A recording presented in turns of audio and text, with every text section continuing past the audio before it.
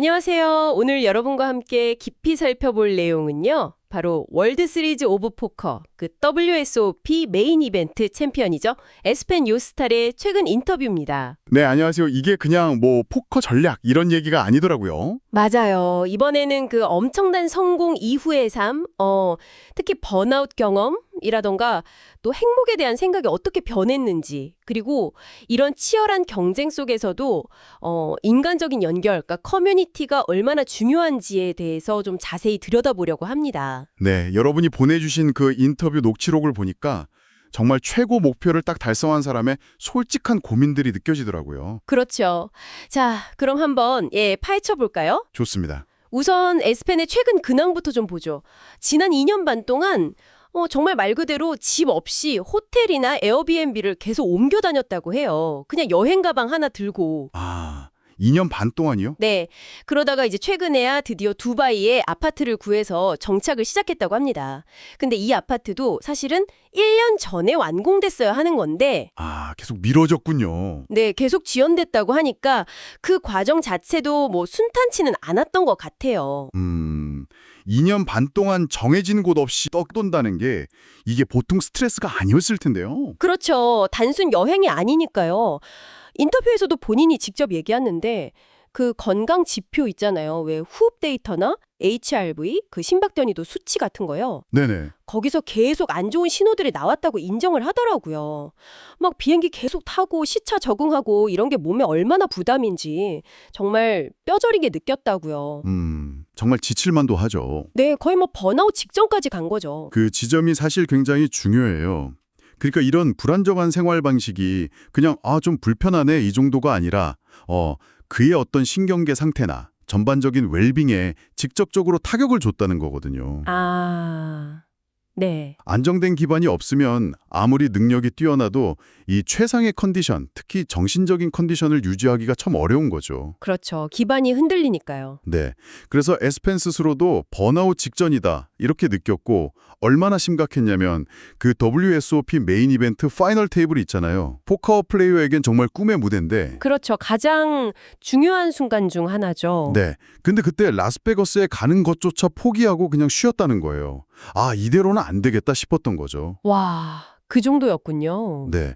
이건 단순 피로가 아니라 정말 시스템 전체가 좀 흔들리는 그런 상태였다고 봐야 할 것 같아요. 안정된 기반이 무너지니까 뭐랄까 최상위 레벨에서 경쟁하는 것 자체가 어려워진 거네요. 맞습니다. 그리고 그 번아웃의 또 다른 핵심 원인으로 에스펜이 직접 꼽은 게 있어요.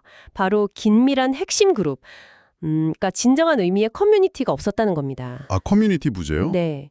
지난 몇 년간 뭐 여기저기 친구들은 있었지만 예전처럼 막 매일같이 생활하고 서로 깊이 의지하고 함께 성장하는 그런 공동체는 없었다는 거죠.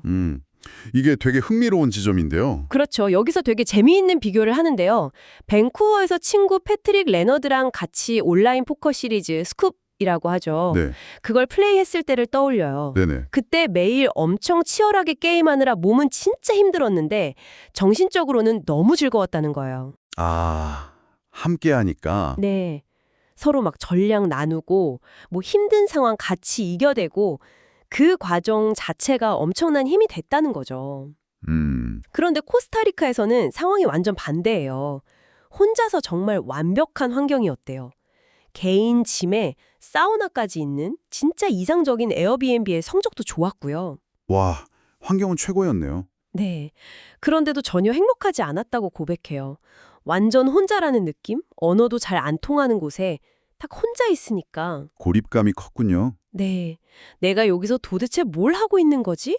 이런 실존적인 질문까지 하게 됐다고 하더라고요. 야, 이 경험이 우리가 얼마나 사회적인 존재인지 정말 명확하게 보여주는 것 같아요. 그 안정적인 관계, 소속감이라는 게 그냥 기분 좀 좋게 하는 걸 넘어서는 거거든요. 그렇죠. 필수적인 요소라는 거죠. 네. 역경을 이겨내는 어떤 회복 탄력성이나 또 목표를 향해 나아가는 동기부여에 이게 얼마나 근본적인 영향을 미치는지 보여주는 거죠. 인터뷰에서도 얘기했듯이 아무리 힘든 과정이라도 올바른 사람들, 그러니까 마음 맞는 동료들과 함께하면 그 힘든 것마저도 나중엔 좋은 기억으로 남을 수 있다는 거잖아요. 맞아요, 맞아요. 그러니까 커뮤니티는 단순히 옆에서 응원해주는 그런 지지 시스템 이상인 거죠. 인간의 그 신경계가 안정감을 느끼고 최적의 기능을 발휘하기 위해서 꼭 필요한 요소에 가깝다고 봐야 해요. 아, 신경계 차원에서요? 네. 깊은 유대감 없이는 뭐랄까 엔진 오일 없이 자동차를 계속 몰려고 하는 것과 비슷해요. 정신적인 에너지가 계속 소모되고 결국엔 번아웃으로 가기 쉬운 거죠. 혼자서는 그 에너지를 계속 만들어내고 유지하기가 정말 어려운 겁니다. 와, 환경이 아무리 완벽해도 관계의 질이 더 중요하다. 이런 말이네요. 혼자 성공하는 건 공허할 수 있다. 그렇죠. 바로 그겁니다. 자, 그럼 그의 또 다른 고민으로 넘어가 볼까요? 정상에 딱 도달한 후에 목표를 다시 설정해야 하는 문제예요. 에스펜이 원래는 평범하게 직장 다니다가 포커로 다시 돌아왔을 때 목표가 꽤 현실적이었어요. 오, 어떤 목표였나요? 바로 자기 자신이란 어머니의 은퇴 자금을 마련하는 거였어요. 돈 때문에 고생해본 경험이 있어서 그 중요성을 알고 세운 목표였죠. 아, 굉장히 구체적이고 현실적인 목표였네요. 네. 그런데 WSOP 메인 이벤트에서 우승하면서 상금으로 $10,000,000를 받았잖아요. 네, 어마어마한 금액이죠. 그러면서 이 목표가 그냥 단번에 그것도 훨씬 넘어서 달성돼 버린 거예요. 그렇죠. 한 방에 해결된 거네요. 네. 그러니까 그 다음에 새로운 목표가 필요했던 거죠. 그래서 세운 목표가 내가 그냥 운이 좋았던 게 아니다. 세계 최고 수준의 하이스테이크 게임에서도 통하는 실력자라는 걸 증명하겠다. 이거였어요. 아, 실력 증명. 네. 트라이튼 시리즈 같은 최고 레벨 대회에 나가서 경쟁하는 거예요. 여기에는 뭐 약간의 불안감이나 자존심 같은 것도 좀 작용했을 수도 있고요. 충분히 그럴 수 있죠. 그런데 지난 한 2, 3년간 그 목표를 향해서 막 달리고 어느 정도 성과도 냈는데 기대했던 만큼의 어떤 기쁜 만족감이나 성취감을 느끼지는 못했다고 솔직하게 말하더라고요. 아, 오히려 허무함 같은 걸 느꼈을까요? 네, 그런 느낌에 가까운 것 같아요. 오히려 내가 왜 이렇게 힘든 걸 계속 하고 있지? 이런 근본적인 질문에 계속 부딪혔다는 거예요. 특히 최근 한 반년 정도는 점점 더 혼자 활동하는 그 론 월프 스타일이 되면서 더 그랬다고 하고요. 혼자서 하니까 동기부여가 더 약해졌군요. 맞아요. 이 모든 시간과 노력을 쏟아부을 만한 강력한 이유, 어떤 내적인 동기를 찾기가 점점 어려워졌다고 해요. 지금 37살이고 싱글인데 포커를 아예 그만둘 생각은 없지만 이제 삶의 다른 영역들, 예를 들면 뭐 관계라던가 개인적인 성장 같은데 좀 더 비중을 둬야 할 시기가 온 것 같다. 이렇게 느끼고 있더라고요. 네. 예전처럼 포커의 모든 걸 올인하지는 않을 수도 있다. 이런 뉘앙스였어요. 이야, 이게 정말 에스펜만의 이야기가 아니라 큰 외적인 성공, 뭐 돈이나 명예, 타이틀 같은 걸 이룬 많은 사람들이 딱 부딪히는 그런 딜레마 같아요. 그렇죠. 보편적인 고민일 수 있겠네요. 네, 설정했던 그 외부 목표를 딱 달성하고 나면 이제 뭘 위해서 나아가야 하지? 이 질문 앞에서 내적인 동기, 삶의 새로운 의미를 다시 찾아야 하는 시점이 오는 거죠. 좀 더 넓게 보면 에스펜의 이야기는 결국 우리한테 성공이란 무엇인가, 행복은 어디서 오는가 이런 걸 다시 생각하게 만들어요. 특히 주목할 점은 그가 내가 왜 이걸 하고 있지라고 스스로 묻게 된 배경에는 단순히 목표 달성 후의 허무함만 있는 게 아니라 앞서 얘기했던 그 함께할 커뮤니티의 부재가 결정적으로 작용했다는 점이에요. 또 연결되네요. 네.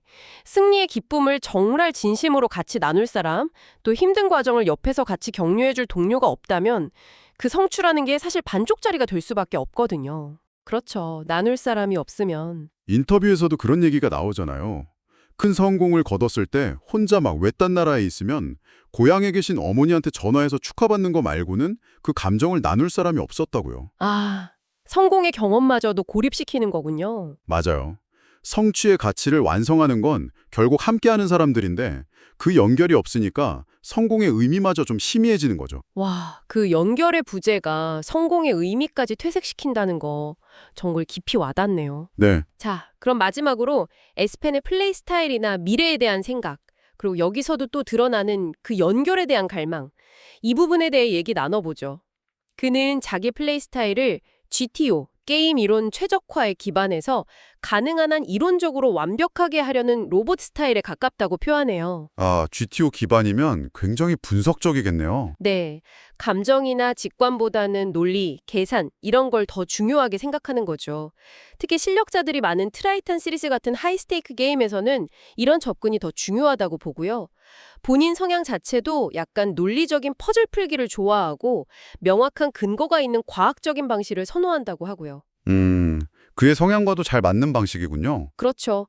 앞으로의 방향에 대해서는 이제 포커 플레이어로서 활동은 좀 줄이고 코칭이나 컨텐츠 제작 쪽으로 약간 무게중심을 옮겨갈 생각도 있다고 했어요. 아, 다른 쪽으로요? 네, 이미 코칭 영상 만들면서 좀 즐거움을 느끼는 부분도 있다고 하고요. 그런데 동시에 소셜미디어를 통해서 자기를 알리거나 소통하는 거에는 상당히 좀 지쳐 보이더라고요. 아, 소셜미디어는 좀 피곤해하는군요. 다가 다시 깔았다가 이걸 반복할 정도라고 하니까요. 여기서 되게 흥미로운 대조가 나타나는데 혼자 있을 때 특히 세상이 좀 불안정할 때 있잖아요. 뭐 전쟁이나 팬데믹 같은 시기요. 네네. 그럴 때는 둠 스크롤링, 이러니까 부정적인 뉴스를 강박적으로 계속 찾아보는 거예요. 특히 트위터, X 같은 소셜미디어를 끊임없이 확인하는 약간 중독적인 경향을 보인대요. 아, 혼자 있을 때 그런 경향이 나타나는군요. 네. 그런데 고향인 노르웨이에 가서 오랜 친구들이나 가족들하고 같이 시간을 보낼 때는 그런 충동을 전혀 못 느낀다는 거예요. 오, 신기하네요. 그렇죠. 그냥 그들과 함께 있는 그 순간 자체에 집중하면서 행복감을 느낀다고요. 야, 이 지점도 결국 앞서 얘기했던 그 커뮤니티의 중요성과 다시 한번 강력하게 연결되는 것 같아요. 그렇죠. 에스펜의 경험을 보면 소셜미디어 활동이나 그 둠 스크롤링 같은 행동이 어쩌면 진정한 인간관계, 그 연결에 대한 채워지지 않은 깊은 갈망을 임시 방편으로 좀 대체하려는 그런 무의식적인 시도일 수 있다는 걸 보여주는 거죠. 아, 대체 행동일 수 있다. 네. 근데 중요한 건 에스펜 스스로가 이 패턴을 명확하게 알고 있다는 거예요. 아, 내가 혼자 있을 때 뭔가 친밀감이나 소속감이 부족하다고 느낄 때 이런 행동이 나오는구나 하고요. 인지를 하고 있군요. 네, 이건 단순히 SNS 시간 낭비니까 하지 말아야지. 이렇게 결심만 해서는 해결이 안 된다는 걸 보여줘요. 그 행동이 어떤 근본적인 욕구, 예를 들어 연결이나 안정감 같은 걸 채우려고 하는 건지를 이해하고 그 욕구를 더 건강하고 충만하게 채울 다른 방법을 찾는 게 중요하다는 거죠. 근본적인 원인을 봐야 하는군요. 맞습니다. 그의 미래 계획 역시 단순히 포커 말고 다른 일 찾아야지 이걸 넘어서 어떻게 하면 더 깊고 의미 있는 연결을 만들고 지속적인 만족감을 얻을 수 있을까? 이 고민과 깊숙이 연결되어 있는 걸로 보여요. 네. 어쩌면 두바이에 정착하기로 한 결정 자체도 그런 안정과 연결을 위한 어떤 물리적, 심리적 기반을 마련하려는 노력의 하나일 수도 있겠고요. 또 한 가지 생각해 볼 점은 그의 그 GTO 기반 플레이 스타일 있잖아요. 극도의 합리성을 추구하는 과정에서 어쩌면 인간적인 연결이나 직관과는 좀 거리를 두게 만드는 면이 있을 수도 있는데 이 부분에 대해서도 스스로 성찰이 필요해 보입니다. 아, 플레이 스타일 자체도 연결과 관련이 있을 수 있다. 흥미롭네요. 자, 오늘 에스펜 요스타드의 솔직한 이야기를 통해서 저희가 몇 가지 중요한 점들을 좀 짚어본 것 같습니다. 네. 첫째는 겉으로 보기엔 화려한 프로 포커 플레이어의 삶 이면에도 그 끊임없는 이동과 불안정이 가져오는 심각한 피로감이 있고 이게 번아웃으로 이어질 수 있다는 현실이죠. 안정된 집, 기반이 주는 심리적, 신체적 안정감이 정말 중요하다는 걸 다시 한번 느끼게 되네요. 그렇죠. 둘째는 개인적인 성공이나 성취만큼이나 아니 어쩌면 그 이상으로 중요한 게 바로 튼튼한 정서적 기반과 깊은 인간관계, 즉 진정한 의미의 커뮤니티라는 점이었습니다. 네, 코스타리카와 밴쿠버의 경험이 딱 그걸 보여줬죠. 맞아요. 혼자 최고의 환경에서 좋은 성적을 내도 항복하지 않았던 경험, 그리고 힘들었지만 동료들과 함께해서 즐거웠던 경험, 이 대비가 많은 걸 말해주죠. 네. 마지막으로 큰 목표를 달성한 후에 찾아올 수 있는 그 의미의 공백, 내가 왜 이걸 하고 있는가? 이 질문 앞에서 새로운 내적 동기를 찾아야 하는 과제, 이것도 아주 인상 깊었습니다. 외적인 성공을 넘어서는 삶의 의미와 목적에 대한 탐색이 중요하다는 거죠. 네. 에스펜의 이 여정은 우리 각자에게도 질문을 던지는 것 같아요. 여러분, 현재 여러분을 움직이는 가장 강력한 동력은 무엇인가요? 그게 혹시 외적인 목표, 사회적인 성공이나 돈, 다른 사람들의 인정 같은 것에 얼마나 의존하고 있나요?